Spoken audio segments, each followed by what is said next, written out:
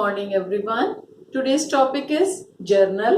आज की क्लास में हम समझेंगे जर्नल क्या होता है, इसकी पोस्टिंग कैसे जर्नल बुक में की जाती है और हम how to make journal entries, इसके बारे में भी हम आज समझेंगे। तो आप लोगों को ये तो अच्छी तरीके से समझ में आ ही गया है कि हमारा बिजनेस जो है वो टू एस्पेक्ट पे बेस्ड होता है, यानी अगर हमने कुछ लिया है तो बदले में हमें कुछ देना भी है। तो टू एस्पेक्ट्स हैं हमारे बिजनेस के। हमारा ट्रांजैक्शन जो है इन्हीं बिजनेस पे डबल एंट्री पे आधारित होता है। तो जर्नल जो है वो क्या है, एक रिकॉर्डिंग का पहला स्टेप है। अकाउंटिंग में हम कोई भी चीज वर्बल नहीं करते, उसकी रिकॉर्डिंग कहीं ना कहीं हमें करनी है। तो जो पहला स्टेप है हमारा जर्नल बुक होता है, वो हमने प्रीवियस क्लास में क्या सीखा कि सोर्स डॉक्यूमेंट्स के बेसिस पे, सोर्स डॉक्यूमेंट जो है डॉक्यूमेंट्री एविडेंस है हमारा, और सोर्स डॉक्यूमेंट के बेस पे हम वाउचर बनाते हैं जिसमें कि हम ये लिखते हैं कि कौन सा हमारा ट्रांजैक्शन डेबिट होगा और कौन सा ट्रांजैक्शन हमारा क्रेडिट होगा। जब वाउचर बन जाता है, हमारा साइन हो जाता है, तो उसके बाद हम इसकी पोस्टिंग जर्नल में करते हैं। तो जर्नल क्या है? जर्नल एक बुक है। अकाउंटिंग में रिकॉर्ड करने का जो सबसे पहला स्टेप है वो जर्नल बुक होता है। ये हमारी फाइल्स में चले जाते हैं। सोर्स डॉक्यूमेंट वाउचर्स जो है वो वाउचर के साथ अटैच होकर सोर्स डॉक्यूमेंट फाइल में चला जाता है, और जब हम प्रॉपर बुक में रिकॉर्डिंग करते हैं तो हमारा सबसे पहला स्टेप जो होता है वो जर्नल बुक होता है। क्या होता है? Journal book. ये एक फॉर्मेट, पहले के जमाने में क्या होता था, हम लोग जब पढ़ते थे तो हमें लाइन खींच के, इसके 5 कॉलम्स होते हैं, उन 5 कॉलम्स को हम लाइन खींच के और बनाते थे नोटबुक पे। लेकिन अब ये पब्लिश आता है जर्नल बुक, और हमें जस्ट उसकी पोस्टिंग, जर्नल की पोस्टिंग जो है वो जर्नल बुक में करनी होती है। तो पोस्टिंग करने से पहले हमें ये सीखना बहुत जरूरी है कि हमें जर्नल एंट्रीज बनाते हम कैसे करते हैं, जर्नल एंट्रीज कैसे बनाई जाती है, जर्नलाइज कैसे किया जाता है।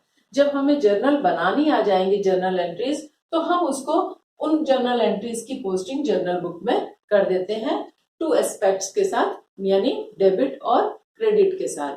अकाउंटिंग में हमारा टू एस्पेक्ट्स कौन कौन सा होता है? जर्नल का टू एस्पेक्ट जो है वो क्या है?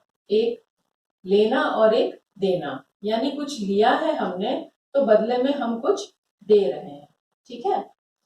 तो इसको इन्होंने रूल के हिसाब से इन्होंने क्या कर दिया कि अगर कुछ लिया है तो उसे हम डेबिट कर देंगे, और कुछ दिया है तो उसे हम क्रेडिट कर देंगे। Got it? अगर मैंने कुछ लिया है किसी से तो मैं उस आइटम को डेबिट कर दूंगी, और जो मैं उस आइटम को लेने के बदले में दे रही हूं उसको मैं क्रेडिट कर दूंगी।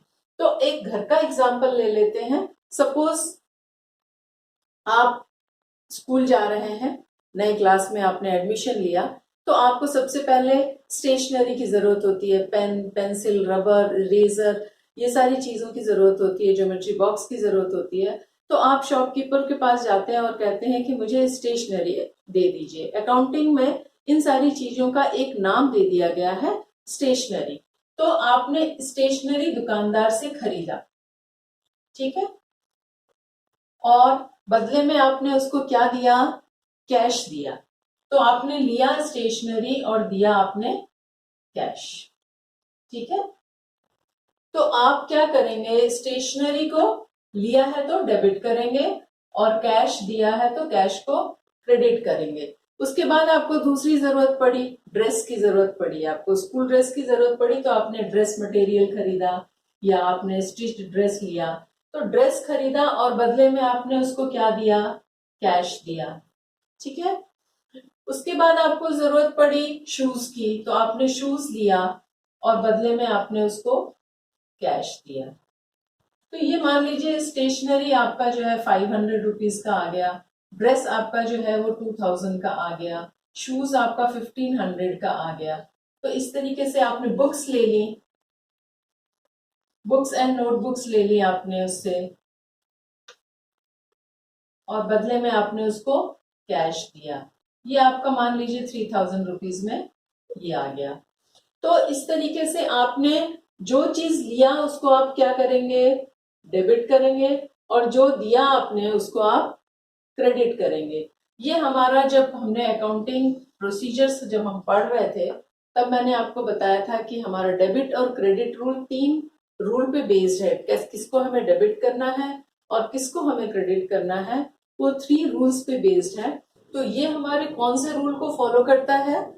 रियल अकाउंट में हमने क्या समझा था? Debit what comes in, credit what goes out. तो कम्स इन यानी कि stationery, dress, shoes, books, notebooks, ये सब हमारे पास आ रहे हैं तो इसको हम डेबिट कर देंगे, एंड इसको हम क्या करेंगे? डेबिट करेंगे। और व्हाट गोज आउट, इसको हम क्रेडिट करेंगे। यानी कि कोई भी आइटम जब हम खरीदते हैं तो हमारे पास जो आइटम आता है वो रियल अकाउंट पे बेस्ड होता है। हम आइटम को डेबिट करते हैं और जो हमारे पास से जा रहा है, कैश हमारे पास से जा रहा है, उसे हम क्रेडिट करते हैं। ये तो घर के एग्जाम्पल हो गए। अब ऑफिस में मान लीजिए एक नया सेटअप किया है हमने, ऑफिस एस्टेब्लिश किया, उसमें मुझे किन किन चीजों की जरूरत पड़ती है? सबसे पहले ले लीजिए फर्नीचर की जरूरत है मुझे। तो मैंने फर्नीचर परचेज किया और बदले में मैंने कैश दिया। ठीक है, मान लीजिए 1 लाख रुपीस का मैंने फर्नीचर परचेज किया, तो मैं फर्नीचर को डेबिट करूंगी और कैश को क्रेडिट करूंगी। रियल अकाउंट के रूल को यहाँ पे हम फॉलो कर रहे हैं। फिर इसके बाद मुझे फैन की जरूरत हुई तो मैंने 2 फैन खरीदा, मैंने कैश दिया उसके बदले में 5000 रुपीज। ठीक है, मुझे एसी की भी जरूरत है, मैंने एक एसी परचेज किया और बदले में मैंने कैश दिया 30,000 रुपीज। तो इस तरीके से मैंने अपने ऑफिस को एस्टेब्लिश करने के लिए इन 3 चीजों की को परचेज किया, और ये अब मुझे फर्दर सेल करने के लिए मैंने परचेज नहीं किया है, ये 1 टाइम परचेज है। यानी इसको हम क्या बोलते हैं? Fixed assets. तो ये कौन से रूल को फॉलो करता है? रियल अकाउंट को फॉलो करता है कि जो हमारे पास आया, फर्नीचर आया, फैन आया, एसी आया, इसे हम डेबिट करेंगे, कैश हमारे पास से गया उसे हम क्रेडिट करेंगे।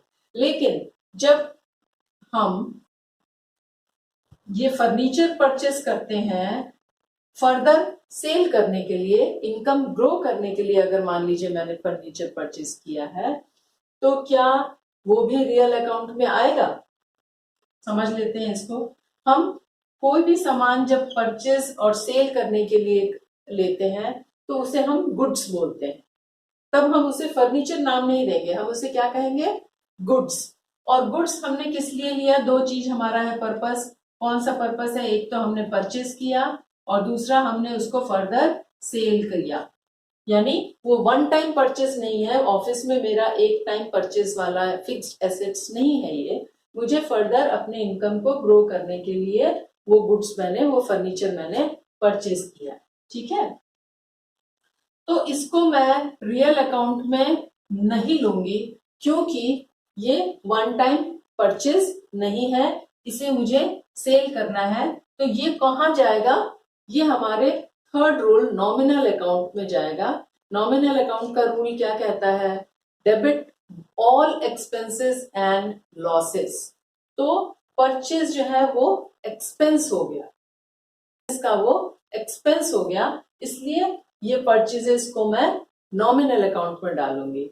तो आज हम सिर्फ जर्नल के एक पार्ट को समझते हैं, रियल अकाउंट को। नॉमिनल और पर्सनल ये हम नेक्स्ट लेक्चर में कवर करेंगे। आज आप इसको अच्छी तरीके से समझिए, 1 बाय 1, स्टेप बाय स्टेप। अगर आप इसको, ये तीनों रूल्स को फॉलो कर लेते हैं अच्छी तरीके से, तो अकाउंटिंग आपको अच्छी तरीके से समझ में आ गई। जर्नल एक ऐसा टॉपिक है जो इसको समझे बिना आप आगे बढ़ ही नहीं सकते, तो इसे समझना बहुत जरूरी है। इसलिए मैं आज एक दिन में ही इस टॉपिक को, पूरे टॉपिक को कवर ना करके, मैं रियल अकाउंट को मैंने सिर्फ आज कवर किया है। नेक्स्ट नॉमिनल अकाउंट को और फिर पर्सनल अकाउंट को हम कवर करेंगे ताकि आप लोगों को अच्छी तरीके से समझ में आए।